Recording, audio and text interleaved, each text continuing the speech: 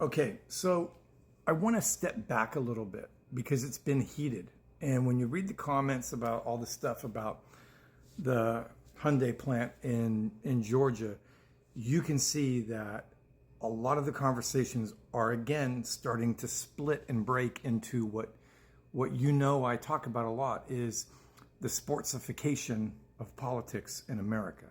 My team versus your team.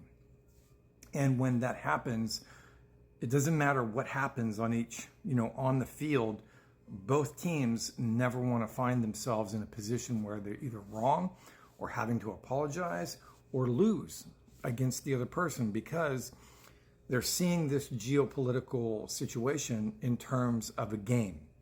And that, my friends, has been the problem in America since the early 1980s. And we've talked a lot about on this channel about the sportsification of politics in the United States and it being a degradation to our way of life and our system. And, I do not want to sit here for the next 10 minutes and color that in again for you. But I'm sure that as you're hearing my words, it's kind of clear to you, like you know what I'm talking about. And the one thing that I always talk about is being objective and pulling back from the situation and looking at the situation as it is on the ground. And what do we know about what's on the ground in front of us? Peel away the political banter, peel away the distemper of people in different parts of this very large country of ours. Peel that away and ask yourself, what are we seeing on the ground where this occurred? Okay? And what I'm about to say is probably going to upset some people, a lot of people. But I'm going to tell you outright that this is not something that the administration was hoping for or wanting to deal with. And so while I understand that there's people on the left that would say that, this is the situation that Trump would create for these kind of things to happen because he's emboldened America's most stupid, right? And America's most ignorant. And the people whom I'm referring to are probably going to be upset at that.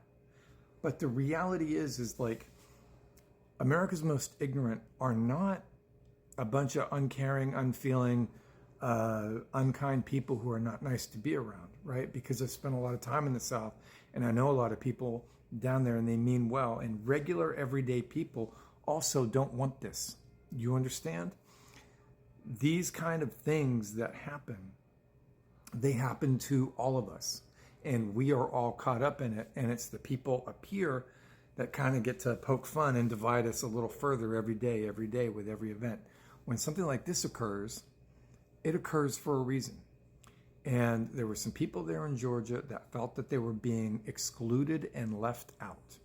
And we know for a fact that there's a large body of people, 63% of Americans, right, felt excluded and left out and pushed out of American society for all these different reasons. And so they decided to vote in a completely different direction for our current president.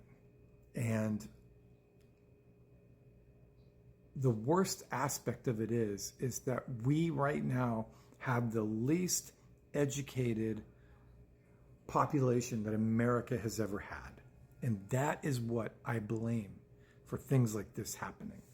It is America's most ignorant.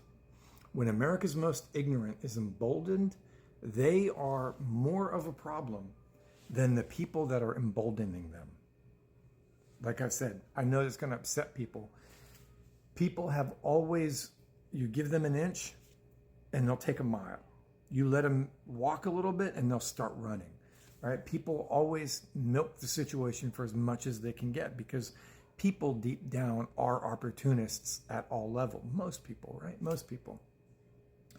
And since the late 1970s, America has been going through a phase where most American men are not interested in education past sixth grade. They don't want to read. They don't want to excel in academics. They barely excel in sports. And what sports they do decide to excel in are typically niche sports that are, oftentimes something that is new and coming up. right? Like we saw the rise of lacrosse. We saw, the rise of pickleball, and all of these things. And we saw the rise of fencing and badminton in the high schools and volleyball. And people decided to excel in those kinds of things. And, you add decade upon decade of people not wanting to excel academically and not be creative and not want to engage in academic material in a serious, driven manner. And then you have a whole society like that. And then you have 50 states. You have a large body of people who are choosing to tune out because being an intellectual and being educated, they've been told for 5 decades now that it is not worth getting educated and it is too costly to get educated. That you paying $60,000 for a bachelor's degree that's going to get you nowhere, which is not true. People with bachelor's degree end up making far more money over the course of their life than people without them. That's a metric that is well known and you can go look it up. There are a lot of I don't want to say dumb. There are a lot of degrees out there that you clearly know when you're going for them, they are not going to lead to employment. And those used to be niche kind of alternate pathways through education, but they became the main path through education because science, math, education, technology became a little too hard for some people, right? Now we have developed STEM and we have focused STEM in universities. And for those kids that want to excel and want to exceed and be driven, it's there for them. But we have a school education system that is far too distracting for everybody because anti-intellectualism still reigns supreme, and even from a young level. And a lot of these kids are told, you don't need an education and you're not going to use math. Why do you need to learn this stuff? And so now we are reaping what we sow. We see ignorant people making ignorant statements that have consequences that are far beyond what they could ever imagine. The butterfly effect on this Georgia thing is so massive. It is so damaging that even people that are investing money in this country are worried. You have to realize this. You have to realize this. And so from now on, when I'm going forward through my day, I'm going to be more strict about my admonitions and my suggestions and my serious tone about the fact that you should be getting educated, you should be staying in school, you need to take your school seriously, you need to take school serious from a young age, and you need to push yourself. You need to excel to be more. We wonder why these other nations are bringing these people in to do this work. It's because our own people cannot do it. There's not enough engineers. And on top of that, we barely have any engineers that speak Korean. What's up with that? They speak English all day long. Yours truly, I practice Mandarin every night and Japanese on a regular. I can speak Italian and French. And I speak Spanish daily because I live in Southern California. Why? Because I choose to. I've never said to anybody, this is America, speak English.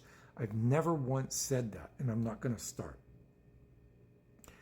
That is the clothes of anti-intellectualism, and I would recommend that everybody start casting them off for your own well-good, for your own well-being. The clothes of anti-intellectualism are drowning people and starving people out. And hopefully some of you folks understand this. I wanted to temper it and I wanted to be real. And hopefully the people that are watching all these videos about this, hopefully some of you guys catch on. And for the people that stay this long and have the attention span, God bless you. For the people that just keep doing this and are here to scroll all day, you need to do better. And you're not seeing this. You're not seeing this part right now. That's for damn sure. Be well.